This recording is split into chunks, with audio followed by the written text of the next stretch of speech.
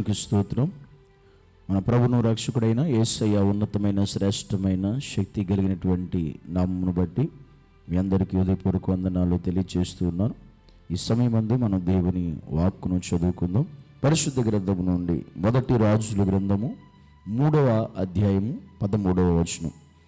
మరియు నీవు ఐశ్వర్యమును ఘనతను ఇమ్మని అడగకపోయినను నేను వాటిని కూడా నీకు ఇచ్చుచున్నాను. అందువలన నీ దినములన్నిటను రాజులలో నీ వంటి వాడొకడైనను ఉండడు. ఈరోజు దేవుడు మనతో మాట్లాడుతున్న ఆత్మీయ వాక్యం, నీవు అడగకపోయినా. ఈరోజు మన జీవితంలో మనం దేవుని దగ్గర కొన్ని అడుగుతాం. మన పరిస్థితులను బట్టి, మన సమస్యలను బట్టి, మనకున్న కష్టాలను బట్టి, మనకున్న ఇరుకులు ఇబ్బందులు బట్టి దేవుని దగ్గర మనం ప్రార్థన చేస్తాం, దేవుని మనం అడుగుతాం. అలాంటప్పుడు దేవుడు మనకి వాటిని అనుగ్రహిస్తాడు. కానీ వాక్యం చెబుతుంది, మనం అడగకపోయినా దేవుడు మనకి అనుగ్రహించే దేవుడై ఉన్నాడు. ఎందుకంటే మనమున్న పరిస్థితిని బట్టి, మన స్థితిని బట్టి, మన స్వభావాన్ని బట్టి, మన యొక్క ఆలోచన విధానాన్ని బట్టి దేవుడు మనకి అనుగ్రహించే దేవుడై ఉన్నాడు. సొలొమోనుతో దేవుడు ఈ మాట చెబుతున్నాడు. ఎందుకంటే సొలొమోను రాజు అయినప్పుడు దేవుని దగ్గరికి వెళ్ళి ఏమడిగాడు సొలొమోను? దేనికోసం ప్రార్థన చేశాడంటే, ప్రభువా నాకు రాజ్యం ఇచ్చావు, ప్రజల్ని ఇచ్చావు, అధికారం ఇచ్చావు, పరిపాలించమన్నావు. కానీ ఈ రాజ్యాన్ని, ఈ ప్రజలను ఎలా పరిపాలించాలో నాకు జ్ఞానము లేదు, నాకు బుద్ధి సరిపోదు. కనుక దయచేసి నాకు జ్ఞానము అనుగ్రహించు, నాకు బుద్ధిని దయచేయి అని సొలొమోను రాజు దేవుని అడుగుతాడు, ప్రార్థన చేస్తాడు.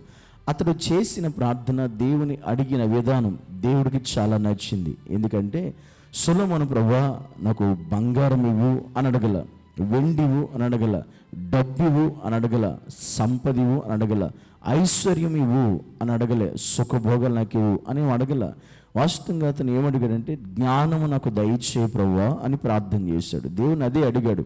కానీ దేవుడు ఏమంటున్నాడంటే, నీవు నన్ను ఐశ్వర్యమును ఘనతను ఇమ్మని అడగకపోయినా నేను వాటిని నీకు ఇచ్చేదను, ఇచ్చి ఉన్నాను అన్నాడు దేవుడు.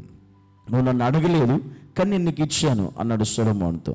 నిజమే, ఈరోజు దేవుడు, మనం అనుకుంటాం మనం అడిగితేనే దేవుడు ఇస్తాడని. వాస్తవంగా ఆయన నమ్మిన వారి ఎడల దేవుడు మనం అడగకుండానే మన అక్కరలను దేవుడు తీర్చగలిగినవాడు. మనకి ఎప్పుడు ఏది అవసరమో, మనకి ఎప్పుడు ఏది కావాలో నీకంటే బాగా దేవుడికి తెలుసు, నీకంటే ఎక్కువ దేవుడికి తెలుసు.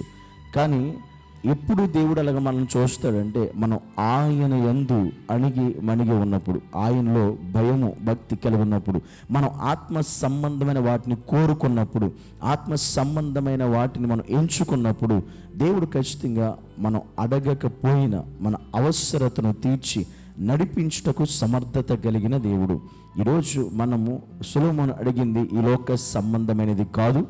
ఒక దేవుడు అప్పగించిన పనిలో అతనికి జ్ఞానం కావాలి అని అడిగాడు, అంత మాత్రమే.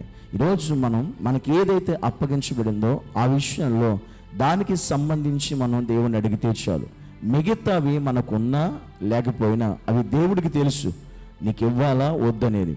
కనుక మన మనస్సు ఉన్న విధానం బట్టి, మన హృదయం ఆలోచించే దాన్ని బట్టి, మనం కోరుకునే దాన్ని బట్టి దేవుడు నడిపిస్తూ ఉంటాడు. ఇక్కడ సొలొమోను కోరుకున్న లోక సంబంధమైనది కాదు, ఆత్మ సంబంధమైనది. కనుక దేవుని చిత్తం నెరవేర్చేది, దేవుడు అప్పగించిన ప్రజలను పరిపాలించాలంటే జ్ఞానం కావాలి.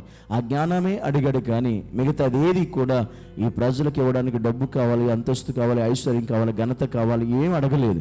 కానీ దేవుడు ఏం చేశాడంటే, నువ్వు అడగపోయి నేను ఇచ్చాను అంటున్నాడు. ఈరోజు మనం అడగపోయిన దేవుడు ఇస్తాడు, అది మనం గమనించాలి. అందుకే దేవుడు అంటాడు, మీరు ఈ లోక సమయం మీరు ఏం తిందుమా, ఏం త్రాగుదుమా, ఏమి ధరించుకుందుమా అని మీరు ఆలోచించొద్దు, చింతించొద్దు, బాధపడొద్దు. అవన్నీ నేను మీకు ఇస్తాను. కానీ మొదట మీరు కోరుకోవాల్సింది ఏంటంటే, మొదట నా రాజ్యాన్ని, నా నీతిని మీరు వెతకాలి అంటాడు దేవుడు.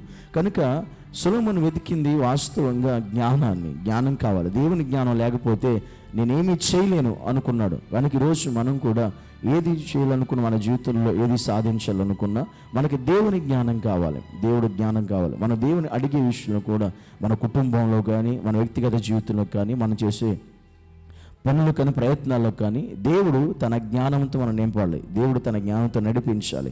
కనుక దేవుడు నీకు ఎప్పుడు ఐశ్వర్యం అవసరమో, ఎప్పుడు డబ్బు అవసరమో, ఎప్పుడు నీకు ఏది అవసరమో అది నువ్వు అడగకపోయినా దేవుడు నీకు ఇస్తాడు. అలా ఇవ్వాలి అంటే నువ్వు ఖచ్చితంగా దేవునిలో ముందుకు కొనసాగే వాడివై ఉండాలి. దేవుని యందు నువ్వు ఉండేవాడివై ఉండాలి.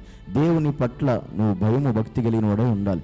దేవుడు చెప్పు చేతలో నువ్వు ఉన్న క్రైస్తవుడై ఉండాలి.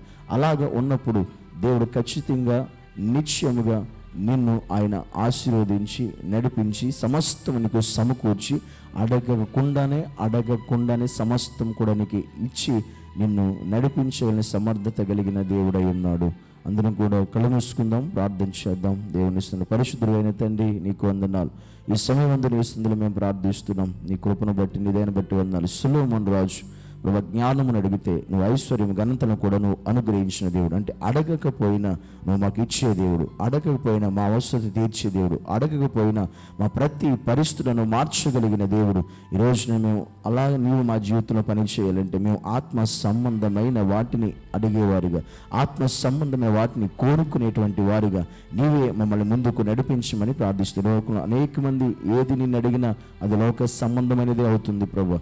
ఏది నీ దగ్గరికి వచ్చి అడిగినా అది లోక సంబంధమైనటువంటి పరిస్థితులే అవుతున్నాయి. కానీ మేము అట్టి వారం కాకుండా ఈ లోకంలో మాకు ఏది కావాలో నువ్వు ఇస్తావు, కానీ మేము ఆత్మ సంబంధమైన వాటిని కోరుకునే వారిగా మిమ్మల్ని సిద్ధపరిచి సహాయం చేయమని యేసు క్రీస్తు శక్తి గల నామములో ప్రార్థించి అడిగి వేడుకుంటున్నాము తండ్రి, ఆమేన్.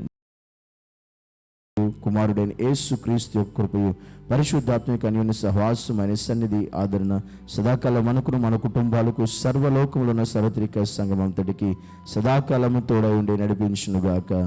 ఆమేన్.